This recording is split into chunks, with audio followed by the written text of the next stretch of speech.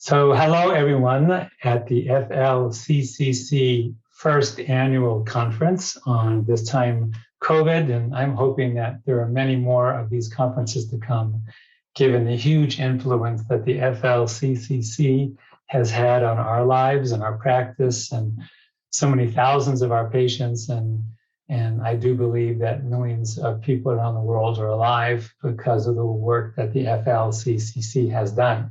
What can I say? All of you who have showed up to this conference to learn more, because you didn't, what can I say? You didn't follow the narrative that was not adding up to proper care of your patients. You all are owed eternal gratitude from everyone for that. Initially, this presentation was for the 5 integrative modalities that we use in our practice. And it's that original presentation was much more complex than this one, a much deeper dive into all the sciences. Today, we don't have the time for that. 5-mile view and a more simplified version of it all. Of only the first 2 modalities is all we have time for.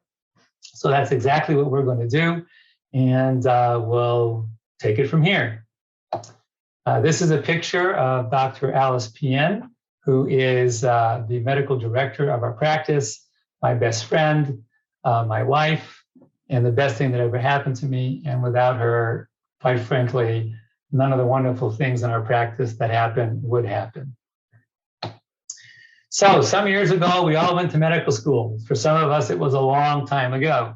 And back then, we all thought that we were practicing medicine in a free democracy with freedom of information. But now suddenly we are practicing or trying to practice in a strange new world. And this is what the strange new world looks like. 4 800-pound gorillas, big pharma, the feds, the lawyers, insurance companies, and the doctors are on one side on the right and the patients are on the left. And they don't even get to participate in the conversation. And these 800-pound gorillas are controlling everything and yelling, and they have encaged, jailed the poor angel of medicine is in that cage down there by their huge and growing bureaucracy. And that's the state of healthcare right now, slowly but surely dying because of all this. Fortunately, there are some folks who don't follow the narrative and who are truly seekers of truth. And in this particular case, it's Dr. Corey and Dr. Marek and Dr. Zelenko, may his memory be a blessing, who, they saw right away something is not right with the narrative and with the way they're being told to treat COVID patients or not treat them and not do early treatment. And they did whatever they needed to do to create the FLCCC and break that cage open and allow the angel of medicine to fly once again and provide to the rest of us the information we needed in order to take care of our patients. So eternal gratitude for these 3 heroes. So our first patient with COVID was in December 2019. By the end of the Delta and the emergence of Omicron, we had already treated approximately 1,700 patients with 100% success. Now, 100% success means none of them died. The majority of them consider themselves completely healed, back to normal. And then there are those that have various stages or various levels of long haul, and we're still working with them. And that's about 20% of them, still need some additional recovery. So those who are already behind, the second week of their illness and experiencing more serious symptoms were treated in our clinic with the 5 integrated modalities that are the focus of this lecture. Again, only the first 2 we'll talk about. We lost only 2 patients who had already been swallowed up by the machine. They were admitted to ICU care before their families notified us of their condition. And of course, the hospitals wouldn't give us the time of day. They wouldn't talk to us, take our calls or anything. They both died alone in isolation. And I'm sure Many of you are familiar with that, horrible story of dying alone in isolation while on a ventilator. The credit for this extraordinary success in the early months of the pandemic belongs to Dr. Zelenko. Again, may his memory be a blessing. And thereafter, the FLCCC, who became our major source of ongoing guidance. And I hope they will continue to guide us, not just in COVID, but in many other areas of medicine, in years to come. And of course, the greatest of our gratitude needs to go to God Almighty, in whose hands all of healing really takes place. So the 5 integrated modalities that we use are ozone, single and high dose multipass, EBU, which stands for extracorporeal blood oxygenation, ozonation, and the F stands for filtration. IV therapies, mainly redox type of IVs that really focus on supporting mitochondria, hyperbaric oxygen therapy, which I know is being presented by someone else, and stem cells, I believe, also being presented by a different speaker. Very quickly, this is what these modalities look like. Here's a patient receiving a single dose of ozone. That's their blood in the bag, which you see is being ozonated with a syringe from one of our nurses, and then simply infused, drip back into the patient. Here's high-dose ozone therapy or multipass. This device is called the 10-pass from the Hermann Corporation in Germany, and that device sucks a very precise amount of blood out of the patient, ozonates it with a precise amount of ozone, and then infuses it back into the patient, and can repeat that over and over again, and each time is called a pass. Here is the EBU-F treatment going on. You can see there's obviously 2 IVs. One IV is removing the blood, the venous blood out and taking it to the machine. And the other one is feeding the filtered and cleansed blood back into the patient.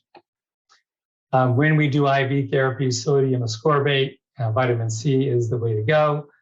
IV therapies also would include things like photodynamic therapy or photobiomodulation, which includes such things as methylene blue. And there's a bag of methylene blue.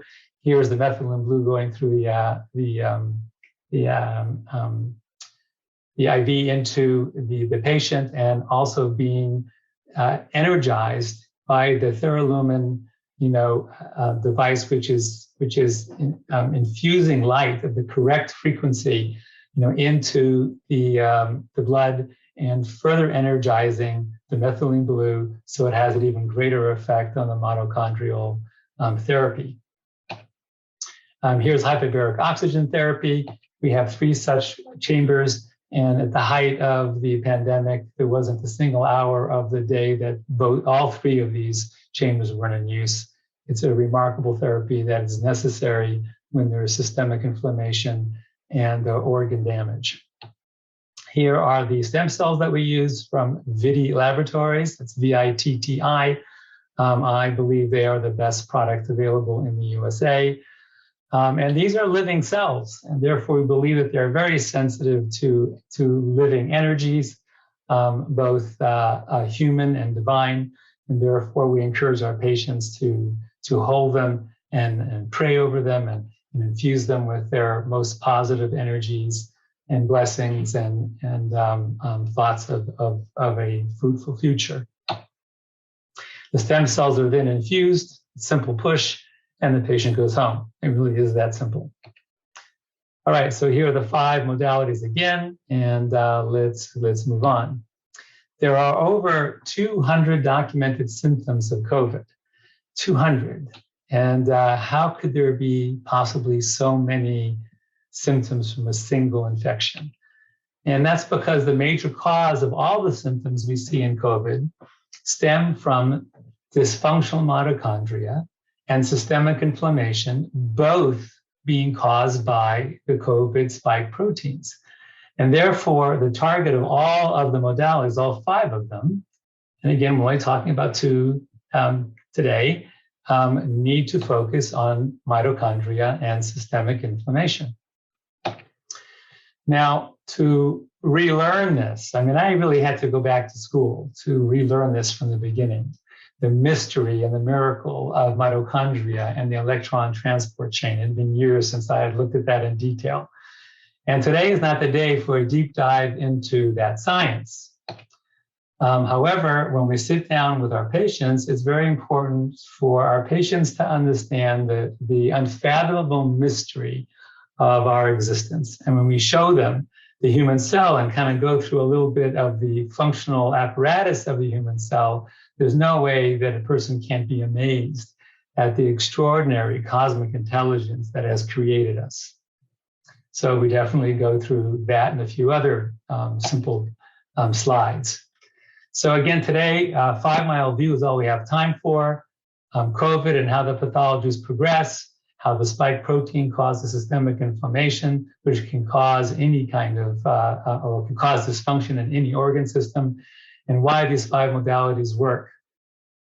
Now, any one of these modalities is worthy of a week-long conference, and we hope the FLCCC, organizes more conferences, to do deeper dives into these various sciences. And as Einstein said, if you can't explain it simply, you don't really know it. So we do take the time to explain it accurately and simply to our patients. And we know that the more engaged they are in both mind and heart and understanding what's going on, the more effective these treatments are going to be. So the human body, it's comprised of around 50 trillion cells, performing about 20,000 biochemical reactions per second in perfect synergy, synchrony, sequence, and in harmony with the other 50 trillion cells that are performing their 20,000 biochemical reactions every second. I mean, it's unfathomable that all this is going on. Now, huge amounts of energy needs to be generated for all these biochemical reactions to take place. And of course, it happens in the mitochondria. The average cell has about 1,000 to 2,000 mitochondria, while the average neural cell has between 2 to 3 million mitochondria. And by the way, if you're wondering why NAD is so important for people with any kind of brain injury, and in the case of the brain fog of COVID, and that's why the NAD is so important, because it delivers the necessary electrons to the electron transport chain. So basically, our patients may walk into our clinic ill and feeling that their body and the divine intelligence that created it is failing them. Our goal of their consultation, and even before receiving any treatments at all, is to be sure to engage our patients in this mystery and encourage them in recognizing the miracle and the unfathomable intelligence and the complexity that created them, whether they stay or seek treatments elsewhere. We know it's going to help them to understand all this.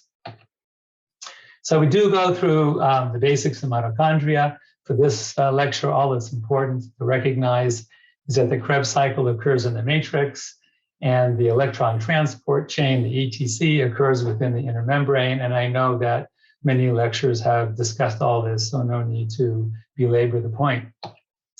The energy, of course, is divided into 2 separate biochemical machines, the Krebs cycle, which occurs in the matrix, and the electron transport chain in the inner membrane. And here they are, the Krebs cycle, and how the pyruvate enters into the mitochondria and the cycle, the Krebs cycle right there. And there's the NAD that we spoke of, and the NADH is the carrier of electrons to the electron transport chain in the mitochondria as well. Here's another diagram of this, and we do explain all this to the patients. It's not difficult. We also have a lot of animations, and I can't show them now because it takes too much time. But since all these slides are freely given to you, you're welcome to use them for training your staff and for teaching your patients as well. It really does help. So the spike protein, we need to understand a little bit about the spike protein. I'm sure, again, you've been through this many times. There are 4 primary pathogenic mechanisms. Discovery is ongoing. regardless if it originated from getting the infection of the virus itself or whether you got the spike protein from a vaccine. So it binds to healthy cells, opens up a pathway for the viron to enter. Extremely efficient at doing that. That's why it's such a rapid increase in replication and increase in viral load. And then as it enters, it sheds the remaining spike proteins. And so now you have all these spike proteins, billions of them floating around, in your blood system and inflaming other organs. In and of itself, the spike protein is highly inflammatory and is gobbled up by immune cells, monocytes, whose job it is to patrol the body. And Dr. Bruce Patterson's pioneering research in this area is worthy of a read. Please go check it out. And of course, wherever these monocytes go, they'll bring the inflammation with them and cause, all sorts of ischemic damage to organs all over. The spike protein is also a prion, disrupting heme complexes such as hemoglobin in the RBCs and the cytochrome complexes in mitochondria. And the spike protein binds to blood coagulation factors, fibrinogen, which induces structurally abnormal blood clots with heightened pro-inflammatory activity, disrupting blood flow and perfusion to organs throughout the patient's body. When we get to the EBU machine, that's really going to become important, and you'll see. I'm excited to get there. All right, so remember, the COVID is documented to produce as many as 200 systems caused by mitochondrial dysfunction and by systemic vascular inflammation and abnormal blood clotting that induce ischemic damage virtually in any organ system it happens to show up in. So here's another animation showing that whole process, spike proteins being shed. I can't show it all, we don't have the time, but it's for you. And here are, again, the other 4 different elements or properties of how the spike protein damages our body. So the spike protein here, again, another animation, is gobbled up by the monocytes and travels through the body, bringing inflammation wherever it goes.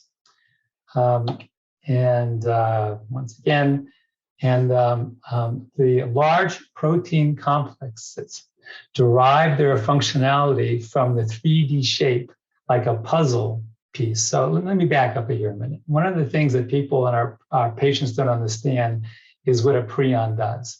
And I'm sure you know, so I'm not going to spend time on it here. But the spike protein, whenever it encounters a heme type of protein complex, it alters its shape and disrupts its ability to function. And once again, the 4. And here we go to the therapeutic modality number 1, ozone, and how ozone operates and what it does for us. So the chemistry of ozone, again, we're not going to spend a lot of time on that. We don't have time to. And the other aspects here that I mentioned where ozone occurs in nature, all these things are found in the expanded slides, which you're welcome to ask us for, and we'll give all of them to you freely and very happily. So what we see here is a 3 atoms combined together in a molecule, and that's ozone. 3 atoms of oxygen that are put together. So that 3rd molecule of oxygen is forced to bind to the other 2. And it requires a massive amount of energy to do that. Usually electrical energy, that's how ozone generators in your office will work. That's how it works in the stratosphere with lightning. Now, about the chemistry, let me just focus on one thing. That extra oxygen has or carries with it in its outer orbital a single electron that's unpaired. And of course, the oxygen O2 molecule doesn't have any unpaired electrons. This singlet electron has a massive amount of energy. It is very, very unstable, causes ozone to be unstable. And it's got so much energy, it's just so eager to jump off the molecule of three and bind to something else, find something else that it can interact with. Now, in human physiology, it is the mitochondria and its ATP generating machinery that is the happy recipient of this extra energy derived from that third oxygen atom and its unpaired singlet electron. Our mitochondria use this energy to dramatically increase its ATP production. Now, this energy is also used in the biogenesis of new mitochondria, even though at this point we don't know what the mechanism of that is. Now, again, in nature, ozone occurs in many different places in nature. Again, I'm not going to go through all this with you, and I'm going to direct you to where you can find this information. But what's most important for you to know is that ozone in medicine has been used for many, many decades. And statistically speaking, ozone, as utilized in medical treatments, is the single safest therapy in the history of medicine. Now, the best place to find out about it, especially if you're new to it, is this book right here by Dr. Frank Schallenberger, who is sort of like the godfather of ozone in the United States. If it wasn't for him and the organization that he created, the OAT, and all the research that he did in collaboration with other clinics and physicians, ozone wouldn't have found such a wonderful home here in the United States. And this book is very simple and easy to read for laymen as well as for professionals. And that was my first exposure to written material on ozone. And then, of course, I did deeper and deeper dives into the science of ozone, primarily by Dr. Bocci from Italy, and where the University of Milan did most of this pioneering work in ozone therapies. So where ozone is used in the human industry, I'm not going to go over that right now, but it's just interesting to know how prevalent it is, used in all sorts of industries. And here's the most important part right here. What does ozone do in human physiology? Number one, it increases red blood cells' oxygen carrying capacity by increasing glycolysis rate. It also increases RBC's delivery of oxygen to our tissues by increasing 2,3-DPG. It also increases production of the vasodilator prostacyclin, which increases perfusion and blood flow. So it's very important to rheology. And number four, it increases red blood cells' flexibility and pliability, especially important in the flowing and the squeezing through tiny arterioles that perfuse our organs and nourish them. So when the spike protein penetrates red blood cells, it causes the damage to all four of these things above. This leads to lowering oxygen carrying capacity, lowering delivery of oxygen to tissues, reducing blood flow and perfusion, reducing flexibility and pliability. RBCs become deflated, flat, and rigid. They stick to one another, creating something called a rouleau formation that further degrades their ability to deliver oxygen to inflamed tissues.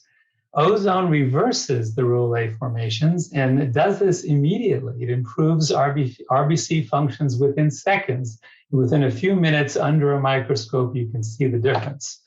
Over here, you can see rouleau on the left. And after ozone, you can see the red blood cells back to what they should look like, back to healthy configuration.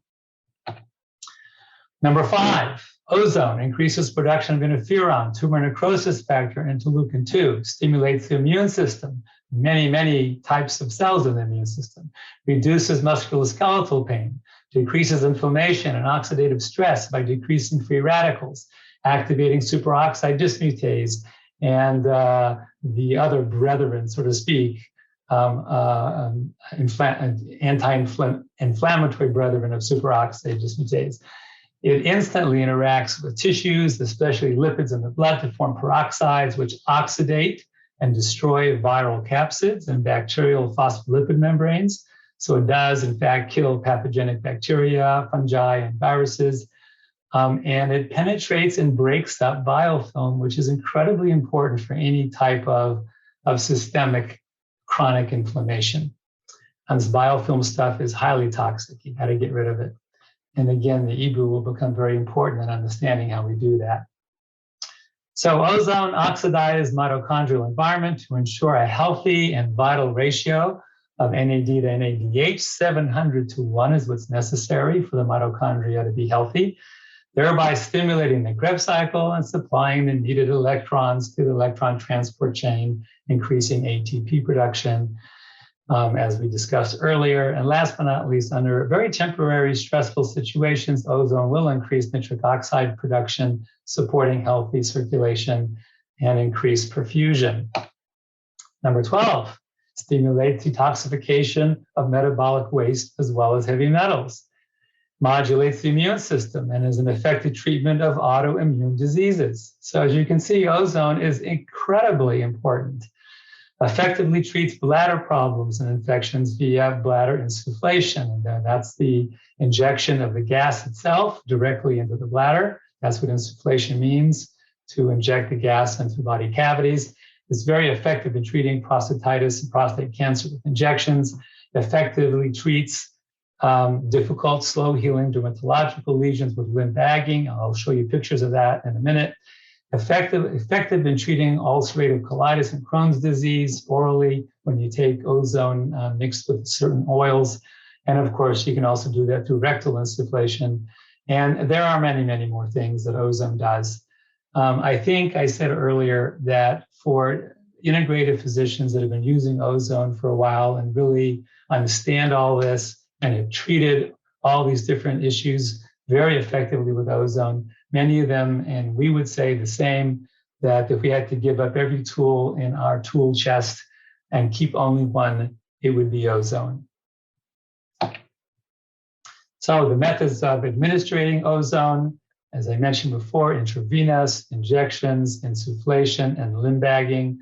Let me show you some pictures of that. Here, you've seen this already, is simple ozone, bag of ozonated blood into an IV. By the way, this gentleman is the oldest man to have ever climbed Everest.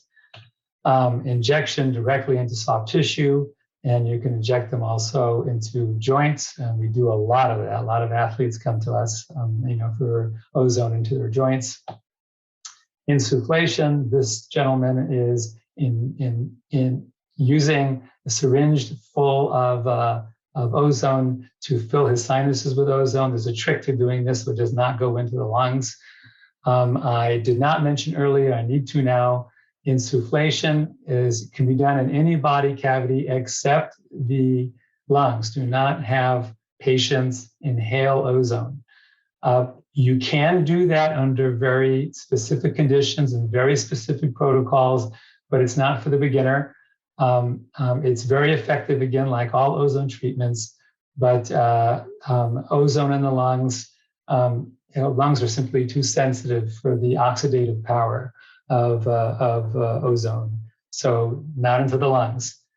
Next one, limb bagging.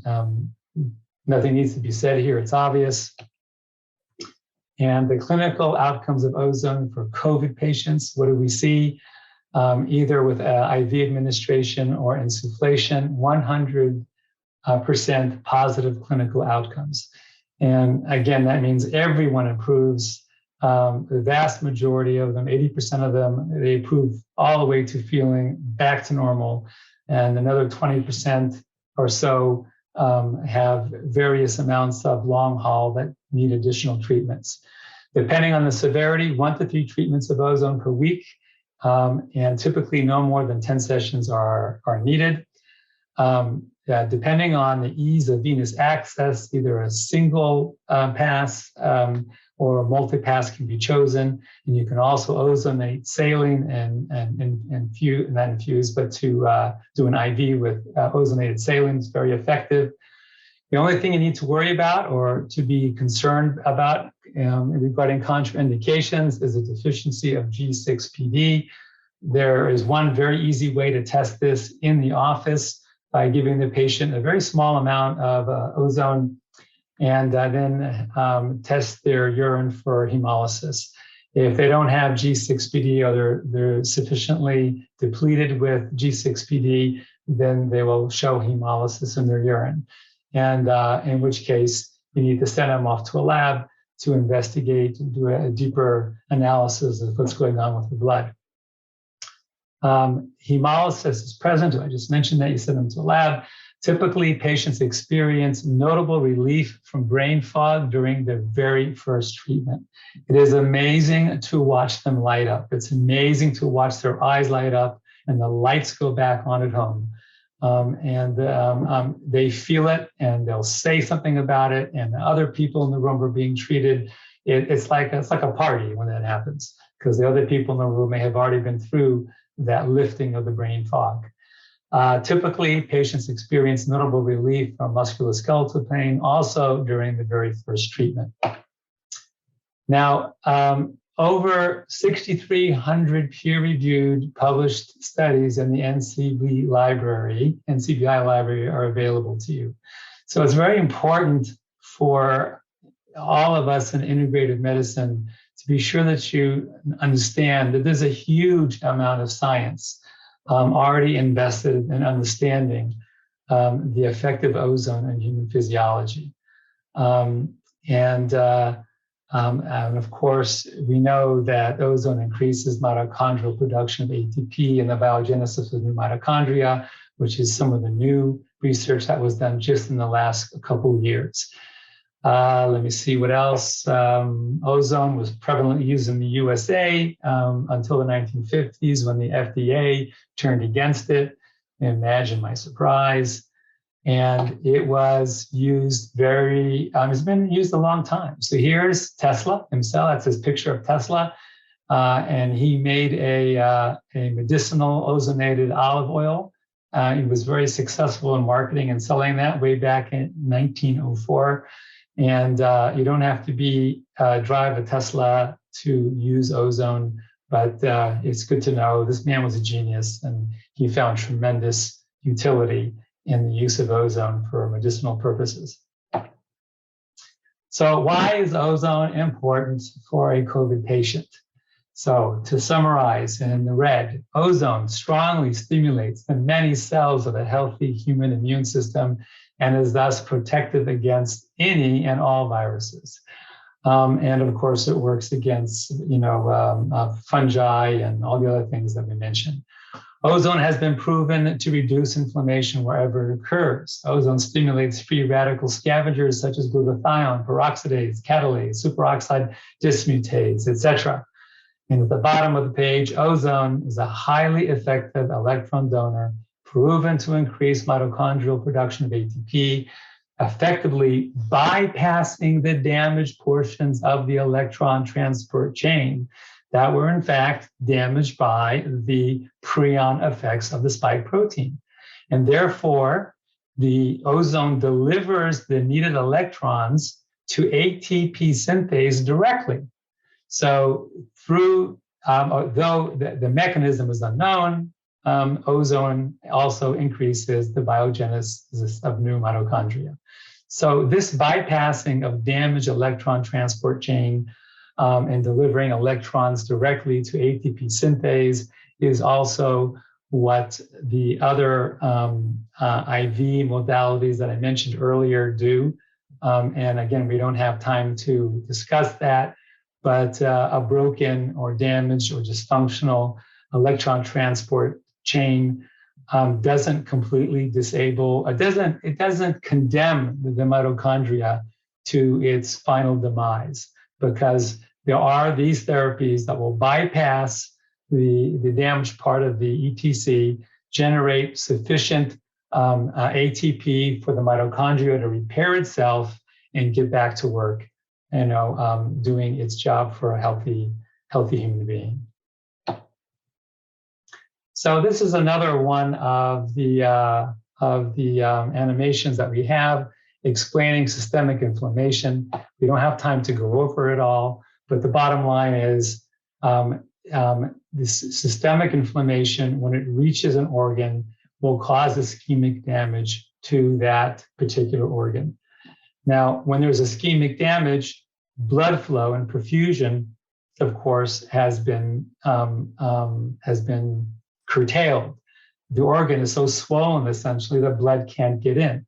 So, how do you get oxygen to an inflamed organ? And there's really only one way to do it. I'm sure the other presenter is going to go into this in detail. I just feel it's very important to mention it, is that simply put, the only way to deliver oxygen to tissues who cannot get oxygen through the normal mechanisms of blood flow is by hyperbaric oxygen therapy that saturates all body fluids with oxygen independent of blood flow. And I'm sure the other physician who's going to be discussing this will explain how that works. But it makes an enormous difference, especially for those who have neuropathies and brain fog that is off the chart, debilitating, and partial paralyses and all sorts of things that I'm sure you've all seen with COVID. So I want to show you what these devices look like. Here is the Hermann device from Germany that does the multi-pass, here's a close-up of it.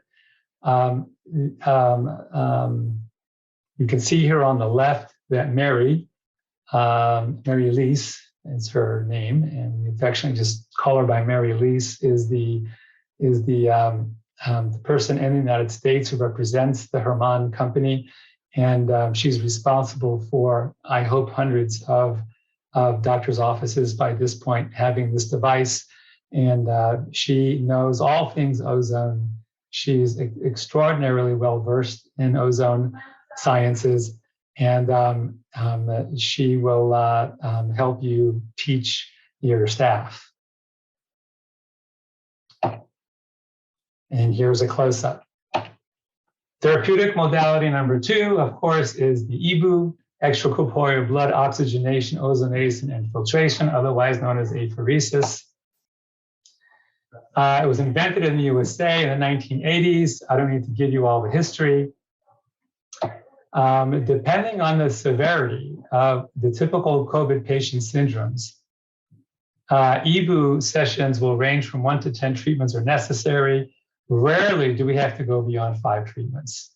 Now, oftentimes gunk will be observed emerging with the flow from venous blood. And the gunk will typically stop appearing by the 3rd EBU-F treatment. So, however, if you do an IV chelation with disodium EDTA 1 to 2 days prior to the next EBU-F, you'll see that more of this gunk is released. So apparently, chelation really does work to extract all sorts of things out of the tissues that shouldn't be there, and they'll be dumped back into the blood where we could then remove it. So you're probably wondering, what is the gunk? Wait for it, and we'll show you. Here is that tube, and you can see the gunk in there. It looks like mayonnaise. In a few slides, I'll show you the lab reports of exactly what's in the gunk. Here is the EBU machine in all its complexity. It is very complex. And here is the EBU. You can see the blood running through it.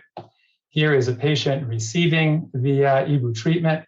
Angie over here on the left is the representative for this company. This is the device from Malaysia. And she knows all things EBU. She shows up at your office and trains you and your staff on how to use the device. It's amazing. Now, what is in the dialyzer, that filter? Biofilm, microclots, bacteria, and extracellular traps. And we've done separate tests also and detected microplastics and heavy metals.